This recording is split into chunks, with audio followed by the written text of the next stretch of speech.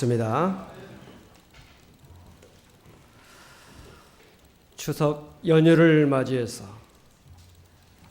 통계에 의하면 약 3,199만 명이 민족 대이동을 할 것이다. 그렇게 발표가 됐습니다. 3,199만 명이 추석 명절을 맞이해서 이동한다는 겁니다. 민족 대이동입니다.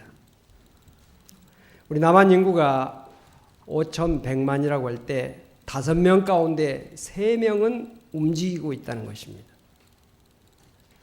오늘 교회 오시면서 길이 막혀서 힘들게 오신 분들도 계실 것입니다. 이런 와중 속에서 오늘 이 시간 하나님 앞에서 예배 드릴 수 있는 오늘 우리들이 됐다고 하는 사실을 하나님께서 어떻게 생각하실까? 오늘 여러분들이 이런 와중 속에서도 이 자리에서 예배를 드리는 것은 하나님 앞에 찬양하고 기도하고 말씀 듣고 예배하는 일이 귀한 일이다. 존귀한 일이다. 하나님께 영광 돌리는 일이다. 우리의 어떤 생활 속에서의 일보다도 가장 소중한 일이라고 여기기 때문에 오늘 이 자리에 여러분들이 참석하신 줄로 믿습니다. 여러분들이 하나님 앞에 예배하는 일을 존귀하게 여기듯이 하나님께서 이 시간 여러분들 한 사람 한 사람을 존귀 여겨주시고 큰 은혜와 복으로 함께 해주시기를 주님으로 축원을 드립니다. 오늘 저는 마태복음 10장 32절로 33절까지 있는 말씀 중심에서 믿음으로 시인하는 믿음이라는 제목을 가지고 함께 은혜를 나누고자 합니다. 입으로 주님을 시인한다. 우리의 입으로 주님을 시인한다고 하는 의미가 어디에 있을까요? 사람 앞에서 예수를 시인한다고 하는 의미가 무엇일까요? 저는 주님을 배반하는 믿음이 아니라 주님을 배반하지 않는 믿음이다. 저는 그렇게 생각합니다. 따라서 합시다. 주님을 배반하지 않는 믿음. 오늘날 이 사회는 예수를 시인한다고 하는 것이 별로 그렇게 어려운 시대가 아닙니다. 오늘 사랑하는 성도님들 예수 믿고 믿음 생활하고 예배하고 찬양하고 기도하는 일이 쉬운 일입니다. 오늘 우리가 이 시대 속에서는 마음껏 하나님 앞에 예배하고 찬양하고 기도하는 것 허용되어 있습니다. 종교 자유가 있는 시대입니다. 우리가 이 시대 속에서 살고 있다는 사실을 감사하고 마음껏 하나님 앞에 예배하고 찬양하고 기도하고 하나님 앞에 영광 돌리는 나와 여러분이 되어지기를 바랍니다. 과거 우리 역사를 보면 예수를 주로 믿는다고 고백하고 시인하고 믿음 생활하는 일이 결코 쉬운 일이 아니었다는 사실을 우리는 알고 있습니다. 1884년 이 땅에 복음이 전파된 이래로 이 땅에 2,600명의 사람들이 순교를 당했다고 그렇게 사가들은 말하고 있습니다. 복음 때문에 피를 흘려 죽은 사람들이 이 땅에 2,600명이라 하는 것입니다. 저 마포구 합정동에 가면 양아진 외국인 선교사 묘지가 있습니다. 그 묘지에는 언더우드와 아펜셀러 그 두 선교사를 위시해서 그의 많은 이 땅에 와서 순교를 당하고 피를 흘린 그런 선교사들과 그의 가족들이 묻혀 있습니다. 417명이 거기에 안장이 되어 있습니다. 그런가 하면 경기도 용인시에 양지면에 가면 한국기독교 순교자 기념관이 있는데 어느 익명의 성도가 11만 평의 땅을 기증해서 그 땅에 한국기독교 순교자 기념관이 건립이 되어 있습니다. 거기에는 600여 명의 순교자의 명단이 거기에 헌정되어 있습니다. 여러분, 박해 시대에 예수를 믿는다고 하는 것은 결코 쉬운 일이 아니었을 것입니다. 마태복음 16장 16절에 보면 주는 그리스도시요 살아계신 하나님의 아들이십니다라고 베드로가 신앙 고백을 했지요. 그 신앙 고백을 어디에서 했습니까? 가이사라 빌립보 지방에서 예수님과 제자들 앞에 베드로가 고백을 했던 내용입니다. 예수님은 이 고백을 들으시고 매우 기뻐하시고 칭찬하시고 축복하셨습니다. 이런 신앙 고백을 했던 베드로가 예수님께서 십자가 달려 돌아가시기 직전에 붙잡혀서 가야바의 뜰에 거기에서 신문을 받으실 때 베드로가 멀찍이 뒤를 따라서 바깥 뜰에 있었습니다. 그때 한 여자 하인이 베드로에게 묻습니다. 당신 예수 믿는 사람이지요. 당신 예수 따라다니는 사람이지요. 당신 예수당 아니요? 질문했을 때 베드로가 어떻게 했습니까? 부인했습니다. 나는 예수를 모른다. 나중에는 어떻게 했습니까? 저주하고 맹세까지 했다는 것입니다. 불과 몇 시간 전에 예수님께서 베드로에게 분명히 말씀을 하셨죠. 내가 오늘 밤에 나를 부인하게 될 것이다. 그때 베드로가 뭐라고 말합니까? 내가 주와 함께 죽을지언정 나는 주를 부인하지 않겠습니다. 장담했었습니다. 불과 몇 시간 전에. 그런데 베드로는 예수님을 모른다고 부인하고 맹세하고 저주까지 했던 그런 모습을 봅니다. 어려움 앞에서 예수를 배신했던 베드로의 모습을 우리는 보게 됩니다. 1999년도 미국의 덴버라고 하는 곳이 있었는데 그곳에 한 고등학교가 있었습니다. 그 고등학교에 총기 난사 사건이 일어나게 됐는데 그 사건을 인해서 학생 12명과 선생님 한 분이 죽었습니다. 뿐만 아니라 그 범인 2사람도 죽었죠. 그때 그 한 범인이 캐시라고 하는 여학생에게 총을 겨누면서 말했습니다. 하나님을 믿느냐라고 물었습니다. 그때 그 캐시라고 하는 학생이 말했습니다. 나는 하나님을 믿어 라고 말했습니다. 그러니까 그 범인이 총구리를 더 가까이 대면서 말했습니다. 하나님은 없어 라고 말했습니다. 그때 그 캐시라고 하는 여학생이 말했습니다. 아니야 있어 라고 하는 말하는 순간에 총불에서 총알이 발사돼서 그 캐시라고 하는 그 소녀, 그 학생은 그 자리에서 즉사를 했습니다. 이 사실이 알려지자 미국의 많은 청소년들이 캐시 버넬이라고 하는 그 여학생을 추모하면서 티셔츠를 사서 입기 시작했습니다. 그 티셔츠에는 그래 나는 하나님을 믿어 Yes, I believe in God 라는 그런 문구가 새어진 그 티셔츠를 사서 입으면서 그녀의 죽음을 추모했습니다. 그때 한 신문이 이렇게 묘사했습니다. 캐시는 미국 교회에 불을 질렀다 라는 말을 했습니다. 이 어린 캐시의 믿음의 고백은 미국 교회뿐만 아니라 오늘 우리 교회와 우리 모든 성도들의 마음속에도 불을 붙이는 그런 역사가 있게 되기를 바랍니다. 어린 생명이 죽음의 자리에서도 나는 하나님을 믿는다. 하나님은 살아계신다고 하는 그런 고백을 함으로 죽었던 그 캐시. 오늘 우리가 우리의 삶의 자리에서 예수를 믿는다고 고백하고 예수를 증거하는 일을 부끄럽게 생각한다면 얼마나 주님 앞에 우리가 죄송한 일이 되겠습니까? 주님께서 말씀하셨습니다. 너희가 사람 앞에서 나를 시인하면 나도 하늘에 계신 아버지 앞에서 너희를 시인할 것이다. 너희가 나를 사람 앞에서 부인하면 나도 하늘에 계신 내 아버지 앞에서 너희를 부인할 것이다. 이렇게 말씀을 하셨습니다. 오늘 사랑하는 성도 여러분들, 여러분들 직장과 사업장에서 여러분과 함께 근무하고 있는 직장 동료들과 거래하는 사람들에게 아직도 예수 믿는다는 자기의 모습을 드러내지 않고 있는 사람이 혹시 있습니까? 담대하게 예수를 시인하고 예수를 증거하는 성도가 되어지기를 주님으로 축원을 드립니다. 추석 명절을 맞이해서 여러분들 가족들이 함께 모일 것입니다.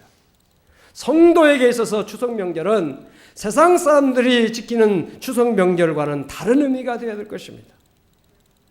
세상 사람들은 단순히 가족들이 모여서 함께 떡을 먹고 함께 즐거움을 나누는 그런 명절에 불과하지만은 오늘 우리는 믿지 않는 가족, 믿지 않는 일가 친척들을 만나서 그들에게 내가 예수 믿는 것을 증거하고 그들에게 복음을 증거하는 그런 기회가 되어지는 그런 명절이 되어야 뜻깊은 명절을 맞이하는 세상 사람들과 구별되는 명절을 지키는 성도가 되는 것이 아니겠습니까?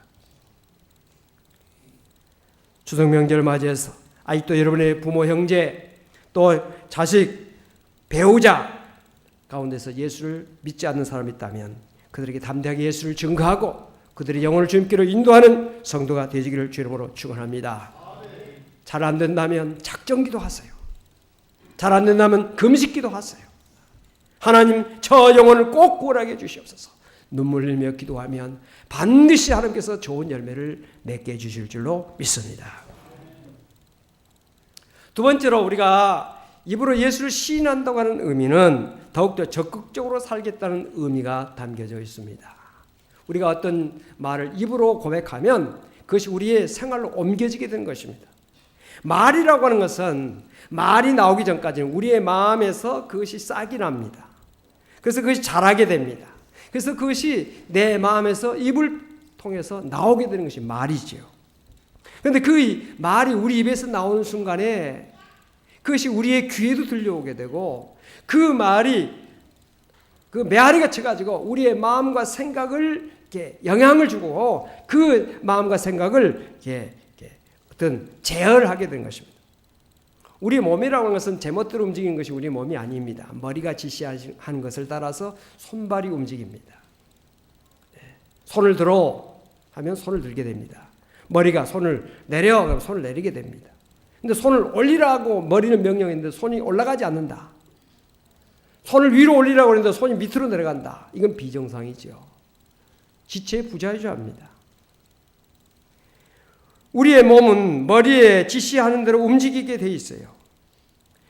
말이라고 해서 우리의 마음과 생각을 영향을 주고 그것을 제어하는 것입니다. 다시 말하면 우리 인생에 영향을 끼치는 것이 우리의 말이라고 하는 것입니다. 그래서 우리가 어떤 말을 하느냐에 따라서 그의 인생이 달라지게 되는 것입니다. 좋은 말 쓰는 사람은 좋은 삶이 펼쳐지게 될 것이고 나쁜 말 하는 사람은 나쁜 그의 인생이 펼쳐지게 될 것입니다. 미국의 작은 시골 학교가 있었습니다. 7살 난 커닝햄이라고 하는 아이가 그 학교를 다닙니다. 그런데 그 학교에 석탄난로에 불이 붙어가지고 그 교실에 불이 났습니다. 그래서 불이 나가지고 이 커닝햄이라는 아이가 그 화상을 크게 입었습니다. 두 다리, 이 하반신에 불이 붙어가지고 정말 병원에 응급실에 실려갔는데 의사가 그 어머니에게 이런 말을 했습니다. 이 아이의 다리를 잘라야 됩니다. 혹시 자르지 않을지라도 일생 동안 휠체어를 타야 됩니다. 라는 말을 했습니다. 이 이야기를 이 커닝햄이 그 병원 침대에서 들었습니다. 그러나 그 마음속에는 나는 걸을 수 있어. 걸어야지. 나는 걸을 거야. 라는 그런 마음이 있었습니다. 병원에서 퇴원해서 엄마가 아이를 휠체어에 태우고 시장에도 가고 정원에서 일할 때 휠체어에 태워놓은 채 일을 했습니다. 하루는 엄마가 휠체어에 아이를 앉게 하고 어떤 일을 하고 있는데 이 커닝햄이 휠체어에서 굴러 내려왔습니다. 내려와가지고 손으로 막 기어다니는 겁니다. 엄마가 그걸 보고 깜짝 놀랐습니다. 온몸에 흙투성이 있죠. 얘야 어찌하여 휠체어에서 내려왔느냐? 휠체어에 가만히 있어야지. 엄마 나는 걸을 거예요. 걸을 거예요. 나는 반드시 걸을 거예요. 이 커닝햄은 휠체어에서 내려와가지고 처음에는 손으로 팔로 걷기 시작했고 나중에는 벽을 타고 벽을 잡고 걷기 시작했습니다. 그는 걸어서 학교를 다니기 시작했습니다. 걸어서 학교를 다니는데 그는 또 말했습니다. 나는 이제는 뛸 거야. 나는 달릴 거야. 그랬습니다. 엄마가 말했습니다. 너는 걷게 된 것만 해도 감사하게 생각해라. 어떻게 네가 달릴 수 있단 말이냐. 엄마 아니에요. 나는 달릴 거예요. 그는 달리면서 넘어지면서 또 일어나서 달리기 시작했어요. 대학에 갔습니다. 육상부에 들어갔습니다. 나는 달리기 선수가 될 거야. 그는 1934년 미국의 남자 육상 1500m 경기에서 세계 신기록을 세웠어요. 할렐루야. 더 나가서 그 해에 그 베를린 올림픽에 나가서 미국 선수로 나가서 은메달을 획득을 했습니다.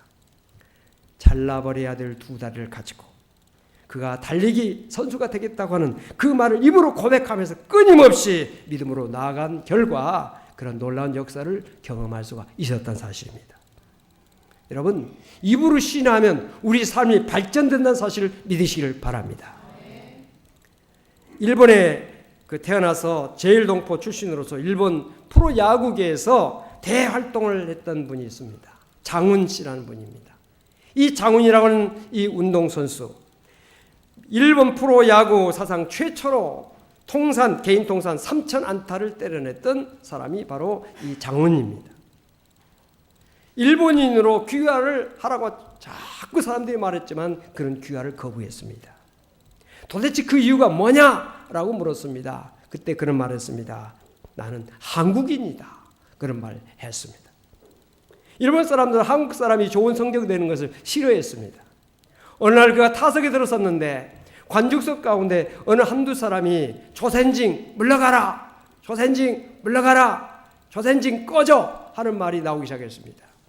처음에는 한두 사람이 그렇게 말했는데 나중에는 그게 모든 관중 속에서 많은 일본 사람들이 그를 향해서 조센징 꺼져, 조센징 꺼져 막 소리가 울려 퍼지기 시작했습니다. 장훈 선수는 타석에서 물러섰습니다. 한참 서 있었습니다. 사람들이 조용해졌습니다. 그때 장훈 선수가 배트를 다시 들고 그 일본 관중을 향해서 외쳤습니다. 그래, 나는 조센징이다! 라고 외쳤습니다. 그리고 날아오는 공을 배트로 쳤습니다. 딱 소리가 나면서 멀리 날아가서 일본 사람들 입이 떡 벌어지는 장애 홈런을 쳤던 것입니다. 할렐루야. 여러분, 이건 무엇입니까? 입으로 시인한다고 하는 것은 우리의 삶을 발전시키는 것입니다. 앞으로 나아가게 하는 것입니다. 환경을 이기게 하는 그런 능력을 가져다 주는 것입니다. 여러분, 우리의 입에서 날마다 나는 예수를 믿는다, 나는 하나님을 믿는다, 나는 성령님을 믿는다 라고 하는 고백이 끊임없이 나와야 됩니다. 그럴 때 우리의 믿음이 더욱더 강해지고 담대해지는 믿음이 된다는 사실을 아시기를 바랍니다. 우리가 예배 때마다 신앙 고백하지 않습니까? 이 신앙 고백을 왜 우리가 하는 것입니까? 우리의 믿음이 더욱더 굳게 서게 하기 위해서 신앙 고백을 하는 것입니다. 신앙 고백을 새 번역으로 번역하면 이와 같죠. 나는 전능하신 아버지 하나님 천지의 창조주를 믿습니다. 나는 그의 유일하신 아들 우리 주 예수 그리스도를 믿습니다. 그는 성녀로 잉태되어 동정녀 마리아에게서 나시고 본디오 빌라도에게 고난을 받아 십자가에 못 박혀 죽으시고 장사된 지 사흘 만에 죽은 자 가운데서 다시 살아나셨으며 하늘에 오르시어 전능하신 아버지 하나님 우편에 앉아 계시다가 거기로부터 살아있는 자와 죽은 자를 심판하러 오십니다. 나는 성령을 믿으며 거룩한 공교회와 성도의 교제와 죄를 용서받는 것과 몸의 부활과 영생을 믿습니다. 이것이 신앙 고백입니다. 이 신앙 고백을 여러분들이 늘 할 때마다 여러분의 믿음이 더욱더 굳건해지고 담대해지고 성령 충만한 믿음으로 승리하는 성도가 되시기를 여러모로 축원을 드립니다. 입으로 예수를 시인한다고 하는 의미는 복음 전파에 힘쓰겠다는 의미가 또한 담겨져 있습니다. 로마서 10장에 보면 내가 만일 내 입으로 예수를 주로 시인하며 또 하나님께서 그를 죽은 자 가운데서 살리신 것을 내 마음에 믿으면 구원을 받으리라. 사람이 마음으로 믿어 의에 이르고 입으로 시인하여 구원에 이르느니라. 따라서 합시다. 입으로 시인하여 구원에 이르느니라.